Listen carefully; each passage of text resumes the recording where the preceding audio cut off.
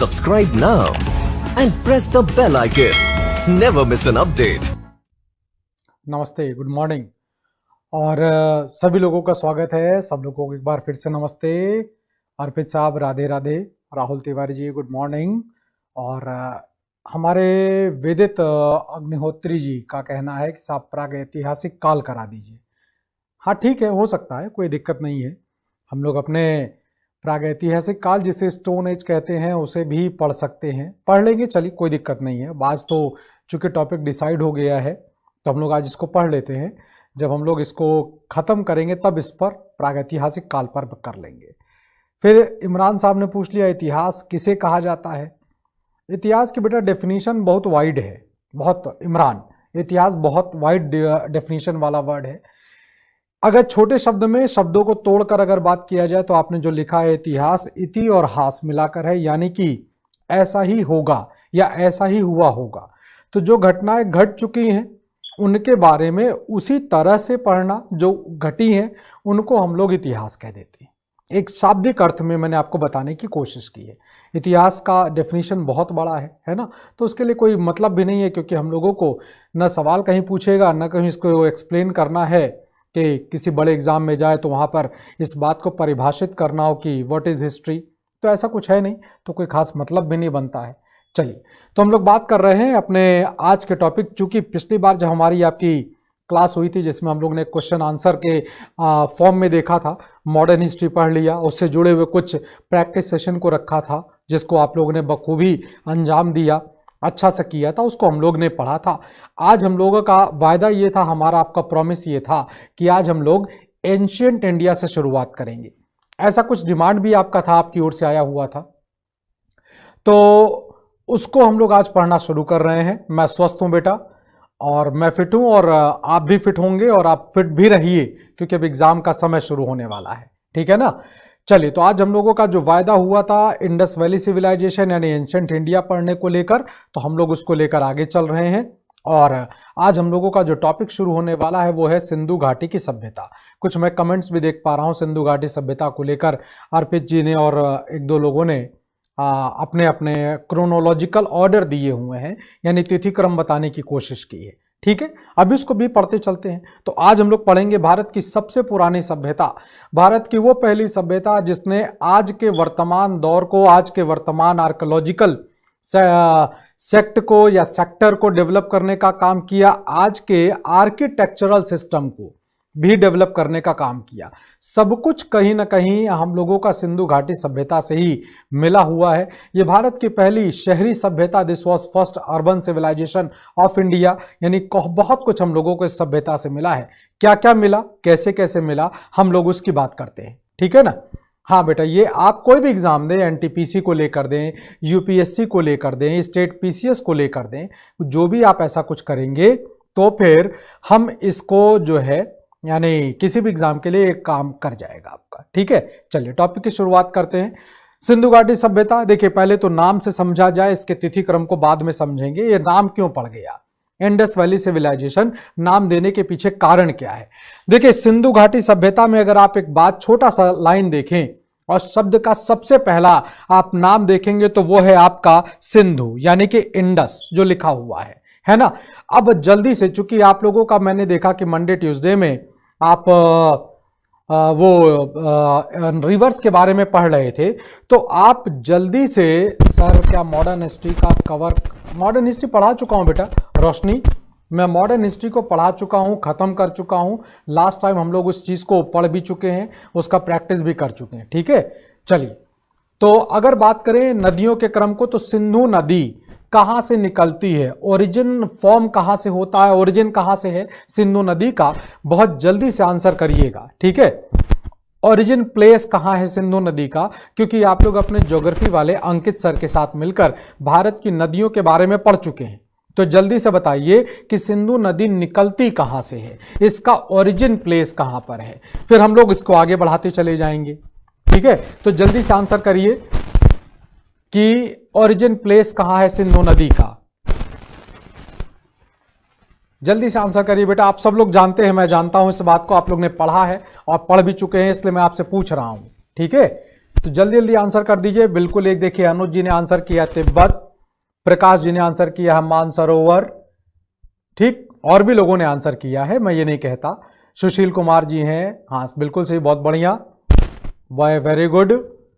चलिए, तो हम लोग अब मानकर चलते हैं कि सिंधु घाटी सभा जो नदी है हमारी, सिंधु नदी जो है ये निकल रही है आपके तिब्बत का जो एक झील जिसे हम लोग मानसरोवर के नाम पर जानते हैं, ये वहां से निकल रही है। इस मानसरोवर झील से ये मत समझिएगा कि सिर्फ सिंधु नदी निकलती है, इस मानसरोवर झील से करीब करीब 200 से 250 छोटी बड़ी नदियां निकल रही हैं। ब्रह्मपुत्र भी नदी का उद्गम स्थल यहीं पर है आपका, सतलज का भी जो उद्गम स्थल है वो यहीं पर है आपका, ठीक है। तो ढेर सारी नदियां हैं जो यहां से निकल रही हैं। हम लोगों को उन ढेर सारी नदियों से मतलब नहीं है, हम लोगों को उन खास बड़ी नदियों से। साउंड इशू आ रहा है, कोई दिक्कत नहीं बेटा, अब वो भी ठीक हो जाएगा, एक बार रिफ्रेश कर लीजिएगा, सही हो जाएगा, ठीक है। ऐसे किसी भी दशा में कभी भी कोई दिक्कत होती है तो ये आजकल के इलेक्ट्रॉनिक गुड्स की एक अच्छी बात होती है, इनको रिफ्रेश कर लिया जाए तो ये अपने आप फिर से सही काम करने लगते हैं, है ना। तो मानसरोवर झील से निकलने वाली ये नदी जिसको हम लोग सिंधु कहते हैं, ये अब निकल रही है तिब्बत से निकलने के बाद ये इलाका, ये आपका जम्मू कश्मीर वाले इलाके से होते हुए ये आपका ऑक्युपाइड जो कश्मीर है हमारा, वहां से आगे बढ़ते हुए ये पाकिस्तान में एंटर कर जाती है, फिर वहां के कई इलाकों से होते हुए अरेबियन सी में चली जाती है। जब ये नदी इस जगह की ओर आगे बढ़ रही है तो ये नदी अकेले नहीं जा रही है, ठीक, इस नदी के साथ करीब 6-7 नदियां और हैं जो इस नदी को मिलाकर एक बहुत बड़ा मैदान तैयार कर देती हैं, और उसी मैदान को हम लोग सिंधु घाटी के नाम पर जानते हैं, जिनमें सबसे प्रमुख नदी सिंधु हो जाती है, सतलज है, व्यास है, झेलम है, रावी है, ऐसी और नदियां हैं जो मिल जाती हैं। और नॉर्थ वेस्ट प्रोविंस जो कि हमारा भारत का पंजाब का इलाका, हरियाणा का इलाका होता हुआ, गुजरात का कुछ इलाकों को लेता हुआ ये चला जाएगा पाकिस्तान में, और फिर पाकिस्तान से ये इलाका चला जाएगा आपका अरेबियन सी में, ठीक। ये वो पाकिस्तान है जो कभी था नहीं, जो 1947 के बाद बना है, यानी ये उस जमाने का भारत है, ठीक है ना, आज का नहीं बल्कि उस जमाने का भारत है। आज का भले पाकिस्तान, उससे कोई मतलब नहीं हम लोगों को, तो उस जमाने के भारत के काफी बड़े इलाकों से होकर ये नदी होकर गुजरती है, एक बड़ा सा मैदान तैयार कर देती है। और अब बात आती है इसकी क्रोनोलॉजी को लेकर, कैसे इसको ढूंढा गया, कैसे इसको खोजा गया, वो भी हम आपको बताएंगे। क्रोनोलॉजी की बात कर लेते हैं, इसकी तिथि क्रम की बात कर ले तो देखिए डेट को लेकर बहुत ज्यादा अलग अलग विद्वानों ने अपने अपने तिथियां दे रखी हैं, ठीक है ना, अलग अलग बहुत सारे 12-14 डेट्स अलग अलग आपको दिखाई पड़ेंगी। अब समस्या ये हो जाती है कि जब हम लोग किताब पढ़ते हैं तो हम लोग उन 12-14 डेट को पढ़ने के बाद फिर कंफ्यूज होने लगते हैं कि कौन सी डेट याद करें। वैसे भी अगर अपने डेट्स को ध्यान से देखा जाए तो हम लोग अपनी बर्थडे ठीक से तो याद नहीं कर पाते हैं। जब अपना दोस्त हम लोगों को विश करता बर्थडे, हैप्पी बर्थडे, तब कहते हैं भैया किसकी बर्थडे, भाई तुम्हारी ही है, तो अच्छा तब याद आता, अच्छा हाँ। तो अब इतने सारे डेट्स में से इन सारी डेट्स को याद रख पाना जो 13, 14, 15 डेट हुए तो बड़ा मुश्किल हो जाएगा। तो मैं आपको सिर्फ यही सलाह दूंगा कि आपको 14-15 डेट याद करने की कतई कोई जरूरत नहीं है। मनीष गुड मॉर्निंग, सुशील गुड मॉर्निंग, ठीक।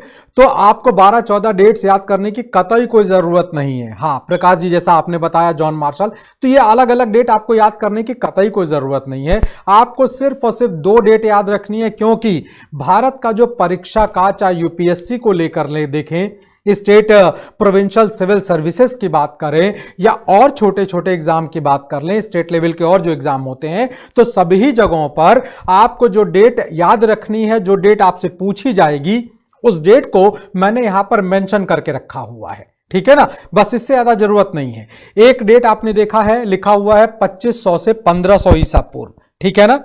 अब देखिए इस डेट के ठीक सामने मैंने उस विद्वान का, उस आर्कियोलॉजिस्ट का नाम भी मेंशन कर दिया है जिन्होंने इस डेट को बताया है, और वो है हमारे मार्टिमर व्हीलर। देखिए लिखा हुआ ना, अकॉर्डिंग टू व्हीलर, तो इनका नाम है मार्टिमर व्हीलर। ये आपके ब्रिटेन के आर्कियोलॉजिस्ट हैं। अकॉर्डिंग टू व्हीलर जो डेट आती है वो 2500 से 1500 ईसा पूर्व आती है, ठीक है ना। हमारा भी नाम, अच्छा ठीक है, समद खान साहब आपका भी नाम ले लिया मैंने, ठीक। चलिए, तो अब कुल मिलाकर अगर हम लोग डेट को लेकर चलते हैं, डेट की बात करते हैं, तो ये डेट बन जाती है, ठीक है। और अगर हम लोग थोड़ा एक और डेट पर आ जाए, देखिए एक सवाल का यहां पर ध्यान दीजिएगा, मैं आपसे एक सवाल पूछूंगा, है ना, आंसर भी मैं ही दे दूंगा। सवाल बिल्कुल सीधा सीधा पूछा जाता है, what is the chronology of Indus valley civilisation according to Wheeler. ठीक, यानी सिंधु घाटी सभ्यता का तिथि क्रम बताइए व्हीलर के अनुसार। तब आपका जो डेट होगा वो 2500 से 1500 हो जाएगा। ठीक है, ध्यान रखिएगा, बकायदा नाम लेकर पूछा जाता है सवाल, और बकायदा नाम लेकर ही आपको आंसर भी करना पड़ेगा। ठीक, एक बात।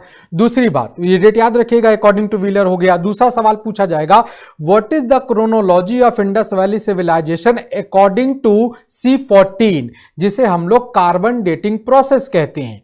अब अगर उसके अनुसार पूछा जाएगा तो ध्यान रखिएगा वो डेट हो जाएगी आपकी 2500 से 1750 ईसा पूर्व। ठीक है ना, इस चीज को आप ध्यान रखिएगा। तो कुल मिलाकर ये आपके दो अलग अलग डेट हैं, आपको इन्हीं को ही याद रखना पड़ेगा। अच्छा, रवि कुमार जी आपका नाम हम हमेशा ले लिया करें। ठीक है, ठीक है भाई, आपका भी नाम ले लिया मैंने। ठीक, तो अब ध्यान रखिएगा आपका C14 के अकॉर्डिंग जो डेट चलेगा वो चलेगा आपका 2500 से 1750 ईसा पूर्व, और अकॉर्डिंग टू व्हीलर जो सबसे ज्यादा मान्यता प्राप्त डेट होता है वो आपका ये आ जाएगा। ठीक, तो कुल मिलाकर इस तरह से आपको इन दोनों तिथि क्रम को याद रखना पड़ेगा। अब अगर इस पूरे डेट को ध्यान में रखें और आगे चलकर इस पूरे घटना को कि साहब ये सभ्यता मिली कैसे, ऐसा क्या हो गया, तो इन सारी चीजों को ध्यान में रखने के लिए अब अगर हम लोग इस सभ्यता के बारे में जाने तो देखिए हुआ क्या। जिस दौर में इस सभ्यता की जानकारी मिल रही है वो सबसे पहली डेट आती है आपकी 1826 वाला साल। ठीक, हुआ ये, अगर आपको 1826 याद होगा तो हम लोगों को याद है कि ये वो दौर है जब भारत में अंग्रेजों का शासनकाल हुआ करता था। तो अंग्रेजों का गांधी जी की दांडी यात्रा में सबसे कम उम्र का, बेटा बताया था मैंने, सवाल का आंसर बता दिया था, आप लोगों के कमेंट आए थे, मैंने उस पर लिख दिया था वो नाम। ठीक है ना, तो वो आप ढूंढ लीजिएगा, कमेंट पे पड़ा हुआ है बेटा। ठीक, अपने टॉपिक पर हम लोग आ जाए, ये थोड़ा बड़ा टॉपिक है तो थोड़ा यहां पर जल्दी काम करना पड़ेगा। तो अंग्रेजों के जमाने में जो अंग्रेज हैं जो कि भारत से ढेर सारा रॉ मटेरियल अपने इंग्लैंड में ले जाना चाहते हैं, क्योंकि इंडिया उनके लिए कॉलोनी की तरह से है, तो इनके जब इंडिया उनके कॉलोनी की तरह से दिखाई पड़ती है तो फिर अब आपको नहीं, बहुत जरूरी नहीं कि नाम पूछे जाएं, लेकिन थोड़ा सा ध्यान रखिएगा। ठीक है, चलिए साहब। तो साथ ही साथ देखिए हमारे आलोक सर भी जुड़ गए हैं जो कि आपको जीएस की क्लासेस वो भी पढ़ाते हैं। बहुत बढ़िया पढ़ाने का तरीका है सर का, हमारा बहुत नॉलेजेबल है, और आलोक सर को प्रणाम है हमारा, और आप लोग भी अपने सर को प्रणाम कर लीजिएगा क्योंकि इनका जो दिया हुआ ज्ञान है वो कहीं ना कहीं बहुत बड़े भंडार के रूप में है। ठीक है, तो बहुत योग्य पुरुष हैं और इनको हम फिर से एक बार प्रणाम करना चाहेंगे। तो चार्ल्स मैसन जो कि अंग्रेजों के द्वारा भेजे गए, चूंकि देखिए रॉ मटेरियल चाहिए था, रॉ मटेरियल्स को पहुंचाना है आपको उन जगहों पर जहां से हमारे समुद्र की यात्रा आगे बढ़ने वाली है, इसलिए अब धीरे धीरे करके चार्ल्स मैसन जो कि रेलवे के इंजीनियर थे, और यही वो दौर है जब भारत में रेलवे लाइन को डेवलप करने का काम किया जा रहा है। ठीक, 3 अलग अलग इलाकों में अगर हम लोग एक क्रॉस के अनुसार भारत को समझने की कोशिश करें तो ये देखिए, ये जो इलाका है ना, ये कोस्टल एरिया है हम लोगों का, इन्हीं इलाकों को जोड़ने का काम किया जा रहा है। तो इसी कोस्टल एरिया में रेलवे ट्रैक डेवलप करने का काम करने की कोशिश की जा रही है, और करीब करीब 1824 की बात है कि भारत में सबसे पहले रेलवे ट्रैक का काम शुरू किया गया। यह काम शुरू किया गया है मद्रास यानी ईस्टर्न कोस्टल एरिया में। कुछ परेशानी आ गई, कुछ दिक्कतें आ गई, जिसकी वजह से यह मद्रास का जो रेलवे लाइन का काम चल रहा था ये रोक दिया गया। इसी समय आप देखेंगे तो एक रेलवे ट्रैक और डेवलप किया जा रहा है, एक क्या 2 रेलवे ट्रैक पर काम चल रहा है। एक आपका इस पश्चिम में कराची से लेकर लाहौर का इलाका, कराची ये आजकल के पाकिस्तान का इलाका, उस जमाने के भारत का इलाका, तो कराची से लेकर लाहौर ये जो पूरा एक रास्ता है, लाहौर पाकिस्तान का बड़ा व्यापारिक शहर, उस जमाने के भारत का बड़ा व्यापारिक शहर हुआ करता था। तो इस पूरे इलाके पर रेलवे ट्रैक के काम की जिम्मेदारी दी गई है हमारे चार्ल्स मैसन को, कराची से लाहौर के बीच में, यानी कि ये जो हम लोगों का नॉर्थ वेस्ट वाला इलाका है, इस इलाके में ये ढूंढने का काम किया जा रहा है। ठीक है ना, तो इस काम को आगे बढ़ाने की कोशिश की जा रही है। मैसन घोड़े पर बैठे हुए नक्शा बनाते हुए चले जा रहे हैं कि कैसे कैसे हम लोग अपने काम को यानी कि रेलवे ट्रैक को आगे डेवलप करेंगे। तो इसलिए अब कुल मिलाकर मैसन साहब आगे बढ़ते चले जा रहे हैं, नक्शा बनाते चले जा रहे हैं। एक जगह पड़ती है जिसे मुल्तान कहा जाता है, मुल्तान में वो आकर रुक गए हैं, शाहीवाल नाम की जगह, जहां पर आगे चलकर हड़प्पा नाम का जगह मिलेगा, तो वहां पर आकर रुक गए हैं क्योंकि उनके सामने एक बहुत बड़ा टीला जो रास्ता रोकने का काम कर रहा है। मैसन के सामने बचे हुए हैं दो ऑप्शन, उन दो में से किसी एक पर उनको काम करना पड़ेगा। एक तो वो टीला उतना चौड़ा काट दें जिससे उनका ट्रेन आगे गुजर जाए, और एक ये कि वो टीले को बिना छुए बाएं हाथ से या दाएं हाथ से किसी ओर से अपनी ट्रेन को घुमा दें जिससे उनकी ट्रेन गुजर जाए। समस्या ये है कि उस वक्त जो रेलवे का बजट आया हुआ है, इस काम के लिए जो बजट दिया गया है, जो टाइम दिया गया है, वो इतना ज्यादा नहीं है कि वहां पर बहुत समय बहुत पैसा खर्चा किया जा सके। इसलिए मैसन ने एक बड़ा फैसला कर लिया कि वो जो भी एक्शन होगा उन दोनों में से, उससे पहले वो टीले को एक बार देख लेते हैं, फिर तय करेंगे काटें या ट्रेन को घुमाएं। जब वो टीले का सर्वे कर रहे थे तो उसी दौरान वो जिस तरफ खड़े थे उस टीले के विपरीत दिशा में पहुंच गए। जब वो विपरीत दिशा में पहुंचे तो वहां पर फिर थोड़ा परेशान हुए, क्योंकि टीले की जो मिट्टी थी, जो माउंड दिख रहा था उनको, उस माउंड की मिट्टी को अपोजिट साइड से काटा जा चुका था। उस कटे हुए हिस्से से, माउंट के अंदरूनी हिस्से से उनको कुछ ऐसे मॉन्यूमेंट्स दिख रहे हैं, कुछ ऐसी चीजें दिख रही हैं जो उन्हें फिर से हैरान परेशान कर रही हैं, जिसमें एक ईंटों का दीवार भी दिख रहा है। अब जब इतनी सब कुछ दिखाई पड़ा चीजें, तो मैसन थोड़े परेशान हुए, क्योंकि जो ईंट है सिंधु घाटी सभ्यता की, वो उस जमाने के वर्तमान समय से मैच नहीं करती हैं। इसलिए उन्होंने वहां के लोगों से जांच पड़ताल मतलब पूछताछ किया कि भाई क्या है क्या नहीं है। एग्जैक्टली प्रॉपर आंसर कोई नहीं दे पाया, सिर्फ इस बात के कि साहब ये बहुत पुराना टीला है और ऐसा वैसा। अब क्या करें और क्या ना करें, तो मैसन ने जहां तक अब उनका नक्शा बन चुका था वहां तक तो उन्होंने रिपोर्ट लगा दी कि साहब ऐसी ऐसी बात है, ये घटना है, अब अगला इंस्ट्रक्शन दें क्या किया जाए।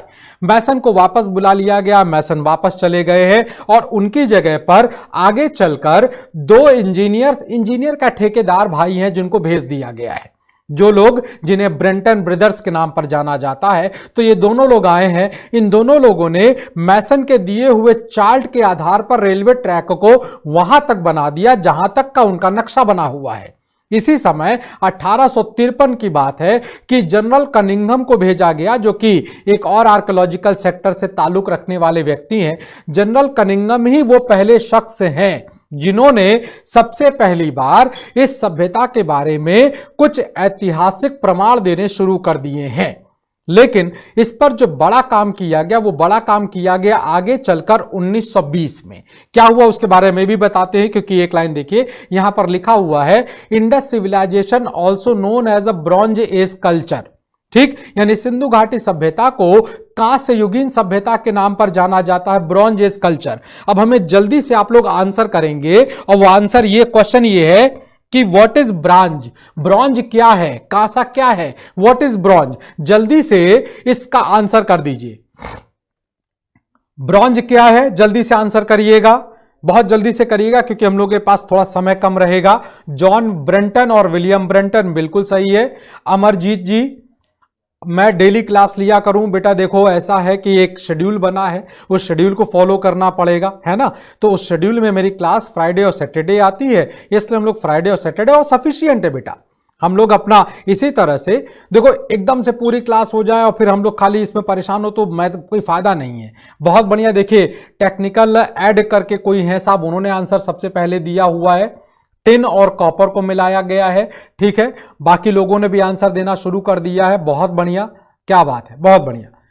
देखिए ये इंटेलिजेंसिया है, यही जो आपकी एक्टिविटी है ना, ये मुझे बहुत प्रभावित करती है इस बात को लेकर कि आप इस बात के लिए परेशान मत होइएगा कि एक दो सवाल आपके जो आंसर आए हैं ना गलत हैं, कोई दिक्कत वाली बात नहीं है ना, कोई दिक्कत नहीं। कम से कम कोशिश तो किया आपने, और मैंने हमेशा इस बात को आपको कहा है, एप्रिसिएशन इस बात को मैं देता हूं कि आप कोशिश करें, क्योंकि जब तक कोशिश नहीं की जाएगी तब तक सफलता हासिल नहीं होगी। ठीक है, बहुत लोगों ने सही आंसर दिया है, कुछ लोगों ने थोड़ा सा गलत आंसर दे दिया है, मैं उसको भी बता देता हूं, ठीक कर लीजिएगा। जिन्होंने ठीक दिया है उनके लिए बहुत अच्छा, जिन्होंने गलत दिया उन्होंने भी कोशिश की, इसलिए उनके लिए भी शाबाशी।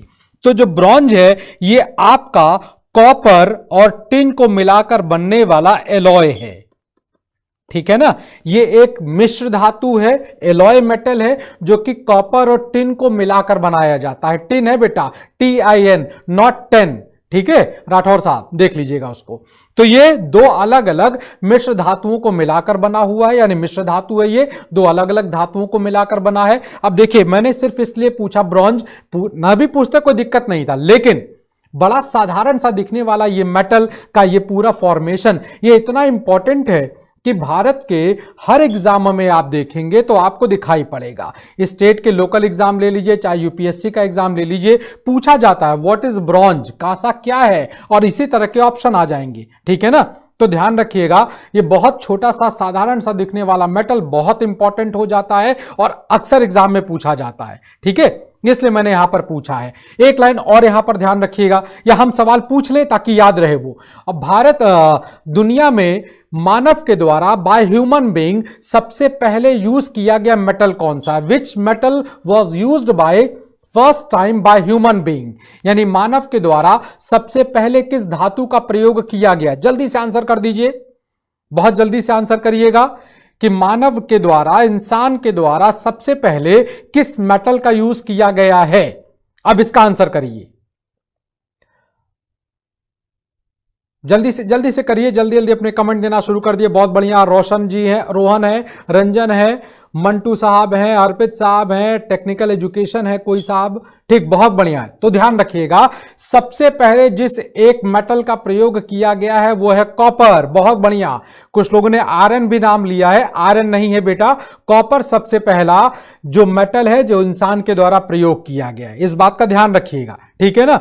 ये हमने आपसे जानबूझ के सवाल पूछे ताकि आप इसे याद रखें, एग्जाम में आते हैं, पूछे जाते हैं और वहां पर आप इसे गलती ना कर दें, इसलिए हम लोग इसका ध्यान रखेंगे। कॉपर जिसे हिंदी में तांबा कहा जाता है, बिल्कुल सही है। तो ध्यान रखिएगा, पहला मेटल इंसान ने प्रयोग किया है कॉपर, और दूसरा मेटल जो प्रयोग किया है वो है ब्रॉन्ज, ठीक है ना।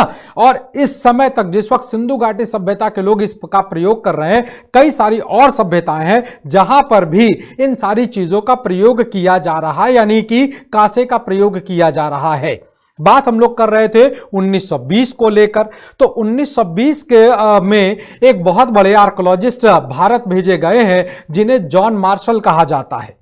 जॉन मार्शल भारत आए हैं। जॉन मार्शल, अब तक देखिए archaeological survey of India department बनाया जा चुका था, ये कर्जन के ही जमाने में बनाया जा चुका था, 1903 और 4 में इस डिपार्टमेंट को बना दिया गया है। जॉन मार्शल को इस डिपार्टमेंट का हेड बनाकर, यानी डायरेक्टर बनाकर भेज दिया गया। जॉन मार्शल आए, उन्होंने इस सभ्यता के बारे में जो पुराने रिकॉर्ड मिल रहे हैं, जो पुराने रिपोर्ट मिल रहे हैं, उस आधार पर रेशियो क्या होगा बेटा, रेशियो कुछ भी कर लो आप, 50-50 का भी रेशियो बना सकते हैं, 40 और 60 के रेशियो से भी बना सकते हैं, 80 और 20 के भी रेशियो से बना सकते हैं। अब डिपेंड ये करता है कि आपको किस पर्पस के लिए ये कांसा चाहिए, उस हिसाब से इसका रेशियो बनेगा। तो रेशियो थोड़ा अलग अलग रहता है, ठीक है ना, वो आपके ऊपर डिपेंड करता है कि आप क्यों चाहते हैं ऐसा। तो 1920 में हमारे जॉन मार्शल साहब आ गए हैं। जॉन मार्शल वो शख्स है जिन्होंने सिंधु घाटी सभ्यता, ये जो नाम हम लोग पढ़ रहे थे ना, ये नाम जॉन मार्शल का ही दिया हुआ है, ठीक है। तो यहां से शुरुआत दिखाई पड़ती है जहां पर हम लोगों को इस सभ्यता के बारे में जानकारी मिलना शुरू हो जाएगी। जॉन मार्शल आए, बड़ा बड़ा नाम आने लगा पेपर में उनका, इस सभ्यता के बारे में ढेर सारी चीजें आने लगी। ये वही दौर है 1920, ये वो समय है जब हम लोग अगर नेशनल मूवमेंट की बात करें तो गांधी जी नॉन कॉपरेशन की शुरुआत कर रहे थे। मिलाकर देखिएगा, जब नॉन कॉपरेशन की शुरुआत हो रही है, एक क्रांतिकारी युग, एक आंदोलन वाला युग दिखाई पड़ रहा है, ठीक उसी समय आर्कियोलॉजिकल सेक्टर में भी क्रांतिकारी वाला युग हो रहा है। एक पुरानी सभ्यता के बारे में जानकारी प्राप्त करने की कोशिश की जा रही है। जॉन मार्शल का नाम आया तो हमारे भारत के एक बहुत बड़े विद्वान व्यक्ति हुआ करते थे जिनका पूरा नाम था राय बहादुर दयाराम साहनी। आप लोग कमेंट भी कर रहे हैं, प्रदीप जी ने दिया हुआ है। तो राय बहादुर दयाराम साहनी, देखिए राय बहादुर नाम नहीं है, राय बहादुर अंग्रेजों के द्वारा दी गई उपाधि है।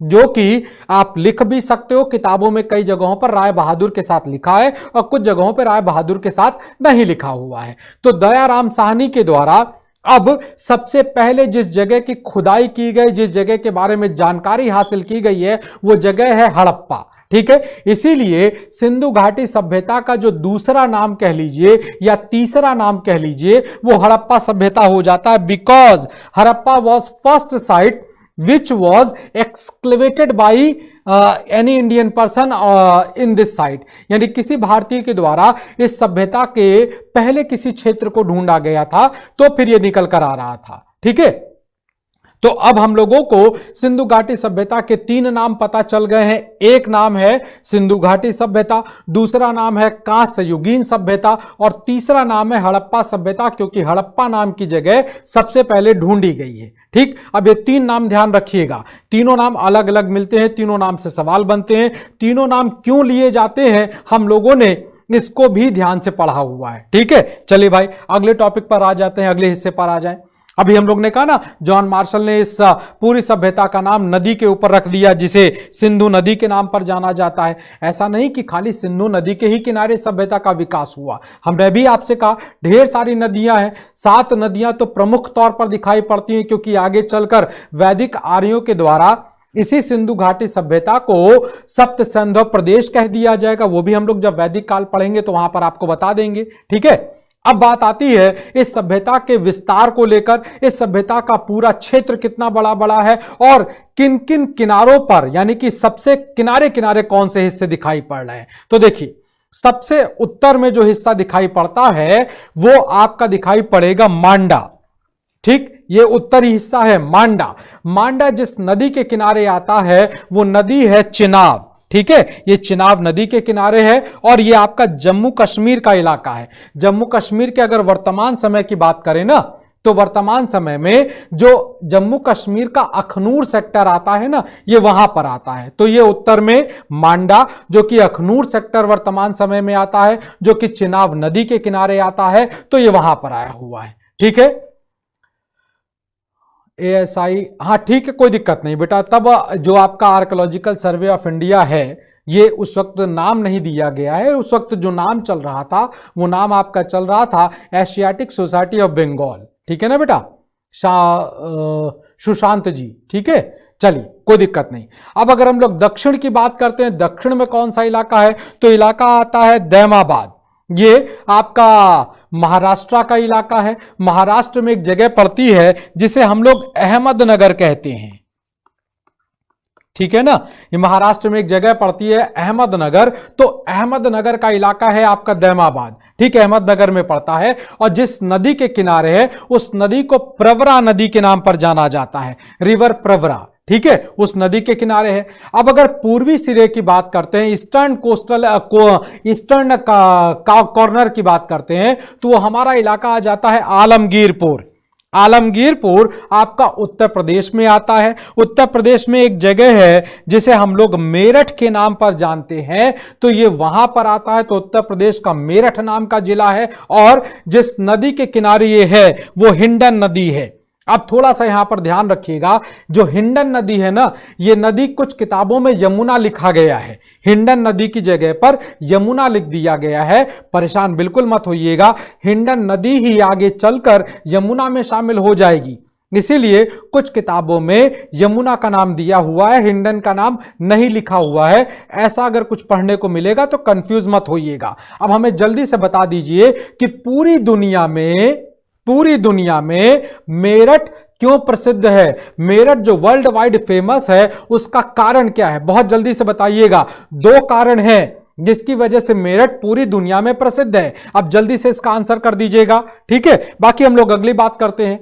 पश्चिम में जो इलाका आता है उस पश्चिम के इलाके को हम लोग सुतकांगेडोर के नाम पर जानते हैं। सुतकांगेडोर ये वर्तमान समय का पाकिस्तान का इलाका हो जाता है, जो कि बलूचिस्तान का प्रांत है ना, वहां पर आता है। बलूचिस्तान आपका अफगानिस्तान और पाकिस्तान का बॉर्डर इलाका है। बलूचिस्तान में ये इलाका आता है और जिस नदी के किनारे है उस नदी को हम लोग दाश्क या दाश्त रिवर, कुछ जगहों पर दाश्क लिखा है, DASHK लिखा है और कुछ जगहों पर DASHTA लिखा हुआ है। ठीक है ना, दिक्कत कोई दिक्कत नहीं है, ये दोनों नाम एक ही हैं, खाली स्पेलिंग का डिफरेंस हो जाएगा। ठीक, 1857 की क्रांति के लिए मेरठ मशहूर है। बेटा आप क्रांति और अंति थोड़ा बाहर निकल आओ। देखिए मनोहर गंगवार साहब ने बिल्कुल सही आंसर दिया हुआ है। ठीक है कि ये क्रिकेट के बैट के लिए मशहूर है। एक कारण, वर्ल्ड वाइड मेरठ जो आपका मशहूर है वो क्रिकेट के लिए जो बैट बनाए जाते हैं ना उसके लिए मशहूर है वर्ल्ड वाइड। और दूसरा कारण वो हम बता देते हैं, और वो है ये दुनिया की सबसे बड़ी गुड़ मंडी है। अगर आप देखेंगे तो इस इलाके में आपको मेरठ से लेकर सहारनपुर तक आप देखेंगे तो ढेर सारा शुगर फैक्ट्रीज लगा हुआ है। तो यहां पर दुनिया की सबसे बड़ी गुड़ मंडी है। तो दो वजह से मेरठ आपका वर्ल्ड वाइड फेमस है। एक आपका मशहूर है आपका बैट के लिए जो क्रिकेट में प्रयोग किया जाता है, और आज हमारे इंडियन टीम का मैच भी होने वाला है न्यूजीलैंड के साथ, और इंडिया टीम जीत जाए इस बात के लिए हम लोग जो है प्रार्थना भी कर रहे हैं। दूसरा, ये गुड़ मंडी मिठास वाला इलाका है। ठीक है ना, बाकी तो खैर वो है, ये क्रांति तो हुई थी 1857 की। ठीक, चलिए इस बात को ध्यान रखिएगा। अब हम लोग बात करते हैं अपने बलूचिस्तान की। आजकल बलूचिस्तान भी बड़ा विश्व प्रसिद्ध चल रहा है, क्योंकि बलूची प्रांत के लोग पाकिस्तान की सरकार के द्वारा जो अत्याचार की घटनाएं दिख रही हैं उसके खिलाफ अंतर्राष्ट्रीय स्तर पर एक नए देश की मांग कर रहे हैं कि हम बलूचियों को अलग कर दें, पाकिस्तान की क्रूअल एक्टिविटी से, क्रूअल एडमिनिस्ट्रेशन से निजात दिला दें। एमनेस्टी इंटरनेशनल में इसके लिए बाकायदा उन्होंने अपनी एप्लीकेशन भी लगा रखी है। तो बलूची आजादी की बात कर रहे हैं। तो बलूचिस्तान भी इस वक्त जो है बड़ा प्रसिद्ध हो चुका है। ठीक, ये बिल्कुल किनारे किनारे वाले इलाके हैं। ठीक है ना। अब देखिए यहां पर दो चीजों का ध्यान रखिएगा कि किस दिशा की बात कर रहा है, एक बात। दूसरी बात, ये आपका किस शहर में आता है और किस नदी के किनारे है। ठीक है ना, इन सारी चीजों को ध्यान रखिएगा। इन्हीं में से 6 बड़े शहर हैं जिन पर हम लोग चर्चा करने जा रहे हैं। एक आपका हड़प्पा है, एक आपका मोहनजोदारो है, एक आपका चन्हुदड़ो है, बनावली है, लोथल है और कालीबंगा है। हम लोग इन 6 शहरों के बारे में चर्चा करेंगे, बाकी के बारे में नहीं करेंगे क्योंकि बहुत सारे शहर हैं। ठीक है ना। जयप्रकाश नारायण साहब बहुत बड़े इतिहासकार हैं, अगर उनको ध्यान में रखा जाए तो करीब करीब 350 पन्ने की किताब है जो कि सिर्फ और सिर्फ इंडस वैली पर बनी हुई है। तो उतना जरूरत नहीं है, हम लोग अपनी इंपॉर्टेंट चीजों को पढ़ेंगे और उनको जानेंगे। ठीक है बेटा, चलिए शुरुआत करते हैं अपने पहले शहर से। जो हमारे सिंधु घाटी सभ्यता का पहला शहर मिला उसे हम लोग हड़प्पा के नाम पर जानते हैं। ठीक है, बिल्कुल सही प्रदीप कुमार जी। हड़प्पा और मोहनजोदड़ो को जुड़वा राजधानी कहा जाता था। अभी हम लोग उस पर चर्चा करेंगे। ठीक है ना। चलिए साहब, तो हड़प्पा पहला इलाका है। इसकी प्रेजेंट लोकेशन क्या है? प्रशांत वर्मा हड़प्पा क्यों कहा जाता, अभी मैंने बताया था, क्योंकि हड़प्पा पहला स्थल है, पहली जगह है जहां से इस पूरी सभ्यता की जानकारी मिल रही है। ठीक है ना, इसलिए इसका नाम हड़प्पा पड़ा हुआ है। चलिए, तो इसका जो प्रेजेंट लोकेशन है वो आपका शाहीवाल डिस्ट्रिक्ट है। कुछ जगहों पर शाहीवाल की जगह पर लिखा हुआ है मांटगोमरी, हम लिख देते हैं मांटगोमरी, ऐसा भी लिखा मिलेगा तो उससे परेशान बिल्कुल मत होइएगा। शाहीवाल और मांटगोमरी एक ही जगह के दो अलग अलग नाम हैं। तो मुल्तान में मांटगोमरी या शाहीवाल नाम का जिला है, वहां पर मिला है। हड़प्पा जिस एक नदी के किनारे है, जो अमूमन आमतौर पर पूछा जाने वाला सवाल है वो है हम लोगों का रावी नदी। तो ये रावी नदी के किनारे है। ठीक, ये इसकी प्रेजेंट लोकेशन हो जाती है। यहां से क्या क्या मॉन्यूमेंट्स मिले हैं, यहां से क्या क्या ऐसी चीजें मिली हैं जो हम लोगों को याद करनी, हम लोगों के एग्जाम के तौर पर। दयाराम साहनी ने खोजा है, बिल्कुल सही बात है, हम लोग ने अभी चर्चा भी कर लिया था इस बात को लेकर। ठीक, देखिए यहां से हम लोगों को जो जानकारी मिलती है, जो एविडेंसेस मिलते हैं, सबसे बड़ी जो चीज मिली है जो आश्चर्यचकित करती है वो एक बड़ा सा कब्रिस्तान है जिसको नाम दिया गया है सिमेट्री एच कल्चर। एविडेंस तो ढेर सारे मिले हैं, लेकिन हमारे आपके एग्जामिनेशन के पॉइंट ऑफ व्यू से क्या इंपॉर्टेंट है हम लोग उसकी बात कर रहे हैं। तो सिमेट्री एच कल्चर्स की जानकारी मिलती है। सिमेट्री एच में सिमेट्री मतलब हो जाता है कब्रिस्तान, एच जो है इंग्लिश का एक अल्फाबेट है, और कल्चर यानी कि संस्कृति। यानी उस जमाने के लोग अपने मरने वालों के लोगों को, यानी उनके साथ के जो लोग जिनकी डेथ होती है उनको दफनाते थे। एक बात की जानकारी मिली है। अभी हाल ही में करीब 2-3 महीने पहले की बात करें तो वेस्टर्न यूपी से प्रमाण मिला है इस बात को लेकर कि हड़प्पा सभ्यता के लोग अपने पूर्वजों को जो जिनकी डेथ हो जाती थी उनको सिर्फ दफनाते ही नहीं थे, उन्हें वो जलाते भी थे, यानी कि वो दाह संस्कार को भी मानते थे और वो कब्रगाह को भी माना करते थे। तो दोनों कल्चर उनको दिखाई पड़ा, दोनों चीजें उनको उनके कल्चर की जानकारी मिल रही, यानी कि वो अपने पूर्वजों को, मरने वाले साथियों को जलाते भी हैं और दफनाते भी हैं। हाँ, दफनाने का जो सबसे बड़ा प्रमाण मिला है वो सिमेट्री एच के नाम पर जाना जाता है। एच यहां पर नाम इसलिए पड़ गया है क्योंकि शायद कब्र ऐसी मिली है जिनका आकार जो है वो एच के शेप में है, इसलिए इसका नाम एच कल्चर के तौर पर है। कल्चर यानी उसी एक खास जगह पर ले जाकर दफनाने की परंपरा रही होगी, ठीक है ना। आगे देखा जाए तो एक और जानकारी मिलती है कि यहां से हम लोगों को R37 का भी प्रमाण मिलता है, एविडेंस ऑफ R37, ठीक है। और यह भी जो है एक छोटा सा ग्रेवयार्ड, यानी यह भी एक छोटा कब्रिस्तान के तौर पर माना जाता है। तो दो कब्रिस्तान मिल गए हैं, एक सिमेट्री एच कल्चर और एक आपका R37। अब R37 से कोई प्रमाण मत निकालिएगा, कोई वो एग्जाम्पल मत लीजिएगा कि 37 कब्र मिल गई होंगी, ये सिर्फ कोडिंग का नाम है, ठीक है। एक बात यहां पर एक और जो खास बात मिल रही है वो ये कि सिंधु घाटी सभ्यता से हम लोगों को श्रमिकों के आवास का प्रमाण मिलता है, ठीक है। We got the evidence of labours house, श्रमिकों के आवास का प्रमाण मिल रहा है। यानी हम अगर अपने हाथ से दोनों हथेलियों का प्रयोग करके आपको समझाने की कोशिश करते हैं तो हमारा पूरा हड़प्पा जो इलाका है ये दो टीलों पर बसाया गया है, दो टीलों पर, ठीक है। हमारा हाथ देखे, एक ऊपर की ओर एक नीचे की ओर है, हथेली की बात करता हूं, ठीक। जो ऊपर वाला टीला है जो नदी से दूर है, ये नदी से दूर वाला जो टीला है इसे ईस्टर्न माउंड कहा जा रहा है, सॉरी इसे वेस्टर्न माउंड कहा जा रहा है, जो नदी से दूर दिखाई पड़ता है और इस पर बड़े बड़े मकान मिल रहे हैं जो कि प्रॉस्पेरस पर्सन के हैं। अकॉर्डिंग टू सम हिस्टोरियंस ये शायद राजा महाराजाओं के मकान हैं जिनके यहां काम करने वाले लोग आते होंगे। तो जो निचला वाला टीला है ना, निचले वाले टीले पर उनके नौकर रहते हैं, उनके मजदूर रहते हैं जो उनके घरों में काम करते हैं। तो दो टीले मिले हैं, एक ऊपर वाला टीला जिसे नगर टीला कहा जाता है, एक निचला टीला जिसे श्रमिकों का टीला कहा जाता है। निचले वाले टीले से मिलने वाले जो मकान मिले हैं वो छोटे छोटे हैं, एक कमरे के मकान मिले हैं, एक रो में बनाए गए हैं, जिनको देखकर ऐसा लगता है ये पके मकान है। बेटा सिंधु घाटी सभ्यता में सारे मकान सुशील, सारे मकान पकी ईंट के बने हुए हैं। कैसे वो बनाते थे हम लोग इसकी चर्चा करेंगे, ठीक है, बिल्कुल परेशान मत होइएगा। खेती में जौ का, गेहूं का और कपास का भी प्रमाण मिला है, ठीक है। चलिए, तो ये दो अलग अलग टीलों पर अलग अलग, एक प्रॉस्पेरस पर्सन का है, इट शुड बी पॉसिबल कि दे जो मकान है ये रॉयल पर्सन के होंगे, इट शुड बी पॉसिबल कि ये उस जमाने के बड़े बड़े बिजनेसमैन के मकान होंगे, और ये छोटा टीला उनके यहां जो नौकर काम कर रहे हैं उनका। तो वही बात अभी जानकारी हम लोग दे रहे हैं कि साहब यहां से हम लोगों को श्रमिकों के आवास का प्रमाण मिलता है। मनीष यादव जी, मेन ऑक्यूपेशन जो था भारत के लिहाज से जब भी कभी भी सवाल पूछा जाएगा तो ध्यान रखिएगा, एग्रीकल्चर जो है वो इंडिया के लोगों का मेन ऑक्यूपेशन है, ठीक है ना।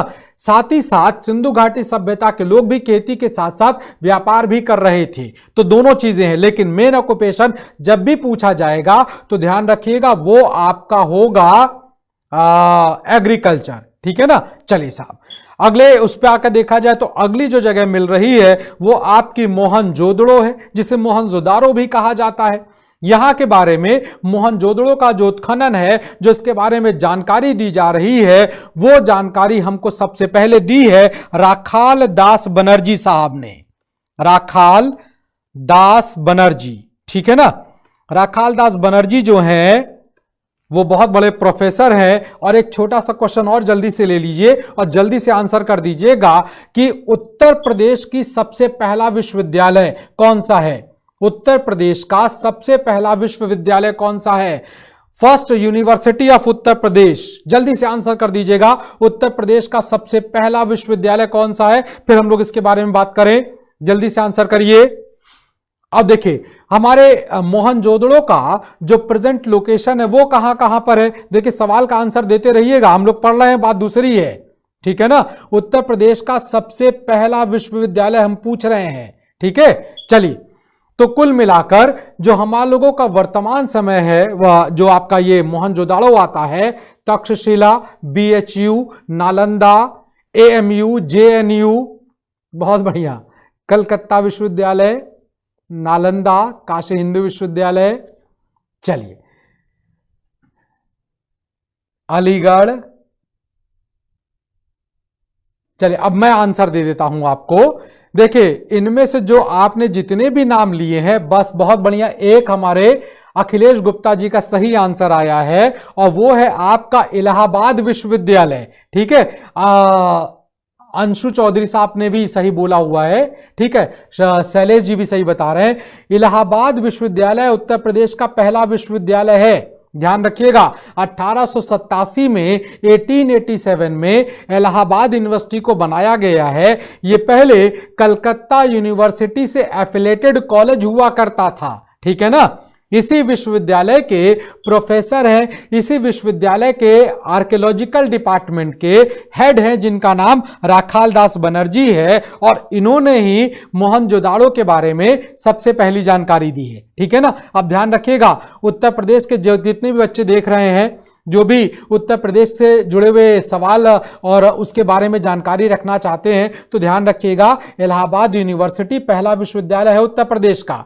ठीक, तक्षशिला जो है वो भारतीय उपमहाद्वीप का पहला विश्वविद्यालय है। ठीक है ना, चलिए साहब, अब हम लोग देखें तो मोहनजोदड़ो जो वर्तमान समय में ये पाकिस्तान का लरकाना डिस्ट्रिक्ट है। ये वही लरकाना डिस्ट्रिक्ट है जहां पर सिख संप्रदाय के फाउंडर, जिन्हें हम लोग गुरु नानक जी के नाम पर जानते हैं, जो पहले गुरु हैं, उनका ये बर्थ प्लेस है। तलवंडी जो गांव है ना, वो यहीं पर आता है और ये सिंधु नदी के किनारे है। इसीलिए मोहनजोदड़ो का जो जिस स्टेट में आता है, सिंध स्टेट, वो सिंधु नदी के ही वजह से इसका नाम पड़ा हुआ है। ठीक, बहुत बढ़िया।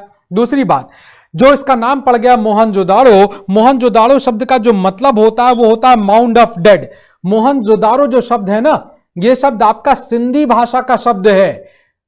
जय, मैं बोला हूं सर, अच्छा ठीक है, जय बालिया साहब आपने भी बोला, शाबाश, वेरी गुड, बहुत बढ़िया। छूट गया होगा, जल्दी से नाम आ जाते हैं तो सारे नाम नहीं पढ़ पाते हैं। ठीक है, संजय बघेल साहब MP से ताल्लुक रखते हैं, बहुत बढ़िया साहब, बहुत अच्छा इलाका है। तो जो हम लोगों का मोहनजोदाड़ो का शाब्दिक अर्थ मैंने आपसे बताया, मोहनजोदाड़ो सिंधी भाषा का शब्द है। इसको अगर हिंदी भाषा में अगर आप बोलोगे तो इस शब्द का मतलब होता है मरे हुए लोगों का टीला। और यह नाम इसलिए पड़ गया क्योंकि सिंधु घाटी सभ्यता का जो पूरा का पूरा इलाका है, ये कई बार बाढ़ की वजह से, डूबने की वजह से बार बार यहां पर जो टीला बना है, तो जिसमें ढेर सारे मृतकों के यानी मरे हुए लोगों के, इंसान के, जानवरों के फॉसिल्स मिले हैं, इसलिए इसका नाम पड़ गया है मोहनजोदड़ो, यानी कि मृतकों का टीला। ठीक है, यहां से जो सबसे पहला और सबसे इंपॉर्टेंट चीज हम लोगों को मिल रहा है वो है आपका आइडल ऑफ डांसिंग गर्ल, यानी कि एक लड़की की नाचती हुई मूर्ति मिल रही है। और वो किस चीज की बनी है, बस ये इंपॉर्टेंट है, तो ध्यान रखिएगा, वो ब्रॉन्ज की बनी हुई है, कांसे की बनी हुई नाचती हुई लड़की का प्रमाण मिला है। और इसका जो डांसिंग पोज है वो भगवान शिव के डांस से मिलता जुलता है। भगवान शिव का जो नटराज वाला मूर्ति है ना आपका, तो ध्यान रखिएगा, नटराज वाली मूर्ति से मिलता जुलता डांसिंग पोज है, इसीलिए इसे डांसिंग गर्ल कहा जा रहा है।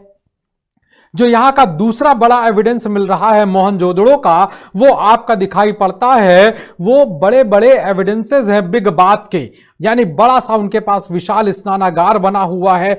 वो विशाल स्नानागार क्यों बनाते थे, इसके बारे में बहुत विवाद है, अलग अलग तर्क है, लेकिन अब तक जो स्वीकार किया गया तर्क है बड़े स्नानागार को लेकर, उसका कारण यह है कि इस बड़े स्नानागार का प्रयोग जो किया जा रहा था वो धार्मिक रूप से किसी रिचुअल्स को पूरा करने के लिए किया जा रहा था। आज भी देखिए बहुत सारे रिचुअल्स हम लोगों के जीवन में आते रहते हैं, जैसे बचपन में देखा होगा मुंडन संस्कार की बात करें अगर, है ना, तो कहीं ना कहीं उस तरह की चीज दिखाई पड़ती है। तो शायद धार्मिक रूप से इस बड़े एविडेंस के तौर पर, यानी इस बड़े स्नानागार का प्रयोग किया जा रहा है। ठीक, इट शुड बी पॉसिबल कि ये शायद रॉयल बाथरूम रहा होगा, राजा महाराजा लोग आके नहाते रहे होंगे, लेकिन अभी तक ऐसा कोई प्रमाण नहीं मिला है। इसलिए हम लोग ये मानकर चलते हैं कि ये आपका धार्मिक रूप से प्रयोग किया जाने वाला जगह है, क्योंकि इस बड़े से स्नानागार के ठीक बगल में जो दूसरा कमरा आप देखेंगे वो पुरोहित जी का कमरा बना हुआ है।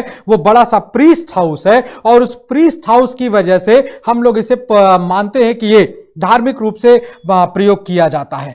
जो बगल वाला कमरा है वो प्रीस्ट हाउस है। वो ऐसे पता चलता है कि उस बगल वाले कमरे यानी पुरोहित जी के कमरे के बीचों बीच एक यज्ञ वेदी मिली है, वर्गाकार यज्ञ वेदी मिली है। उस यज्ञ वेदी के चारों ओर आप देखेंगे तो कुछ कटे हुए हड्डियों के अवशेष मिले हैं जो कि जानवरों के रहे होंगे। यानी उस जमाने में स्नान ध्यान के बाद आदमी पूजा पाठ कर रहा है और पूजा पाठ में एक कुरीति दिखाई पड़ रही है और वो है पशु बलि। तो पशु बलि का प्रमाण हम लोगों को सिंधु घाटी सभ्यता से मिलता दिखाई पड़ रहा है और इस पुरोहित जी के कमरे की वजह से हम लोग इस वृहद स्नानागार को धार्मिक स्नानागार के तौर पर या तो रिचुअल्स के तौर पर देखते हैं। ठीक है ना।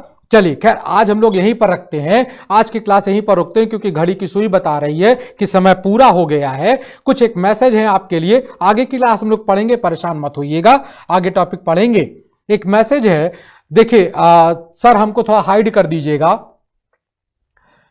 एसएससी सीजीएल जीएस के लिए प्रीवियस ईयर पेपर का पूरा सॉल्व्ड पेपर जिसमें करीब करीब 20 सेट होंगे और हर सेट में 25 सवाल हो जाते हैं, तो लगभग 500 सवाल का एक पूरा बंच लेकर आ रहे हैं हमारे आलोक सर। ठीक है, ये जो क्लास शुरू होगी ये आपकी लाइव क्लास होगी और इस क्लास को शुरू करने का जो डेट है वो 5 फरवरी से होगा। ठीक है, और 5 फरवरी से यह क्लास शुरू होगी। इसका टाइमिंग होगा दोपहर 2 बजे से लेकर 3 बजे के बीच में। ठीक है, तो 2 to 3 PM ये क्लास चलेगी और इस क्लास का जो वैल्यू रखा है सर ने वो बहुत कम रखा है, वो मात्र 449 रुपए, 450 भी नहीं, उसमें भी 1 रुपए कम ही है। तो 449 रुपए का ये पैकेज है और ये आपके फरवरी में इसको रखने के पीछे कारण ये है कि मार्च में पेपर है, तो जल्दी से हम लोग प्रीवियस ईयर का पेपर जब सॉल्व करेंगे ना तो कहीं ना कहीं अपने करंट एग्जाम जो आने वाला है उससे अपने आप को जोड़ ले जाएंगे, तो अच्छा रहेगा, बढ़िया रहेगा। और इसकी कीमत पर मत जाइएगा, बहुत नॉमिनल कीमत है, बहुत कम कीमत है, इसे जरूर ग्रैप्स करिए। साथ ही साथ हमारे आलोक सर क्लास लेते हैं रेलवे एनटीपीसी की, रोज शाम को क्लास चलती है, उसमें जीएस एक्सप्रेस करके सर क्वेश्चनियर को ढेर सारे सवालों को आपके साथ मिलकर सॉल्व कर रहे हैं। तो दोनों को आप अटेंड करें, दोनों को आप इसका फायदा उठाएं, क्योंकि जिंदगी में यही वर्तमान समय का इन्वेस्टमेंट आपकी जिंदगी का बड़ा इन्वेस्टमेंट हो जाता है। ठीक है ना। आज के लिए इतना ही, बहुत बहुत धन्यवाद है। ठीक, शेयर करते ही हैं आप लोग, लाइक भी करते हैं और कमेंट भी करते रहिएगा। सब्सक्राइब चैनल को जरूर करिए क्योंकि ये बहुत इंपॉर्टेंट पार्ट है। ठीक है, तो सब्सक्राइब भी करते रहें। बहुत बहुत धन्यवाद। कल हम लोग अगली जगह से जिसे चन्हुदड़ो कहा जाता है वहां से अपनी चर्चा को आगे बढ़ाएंगे। आज के लिए इतना ही रखते हैं, बहुत बहुत धन्यवाद। थैंक यू, नमस्कार। Subscribe now and press the bell icon. Never miss an update.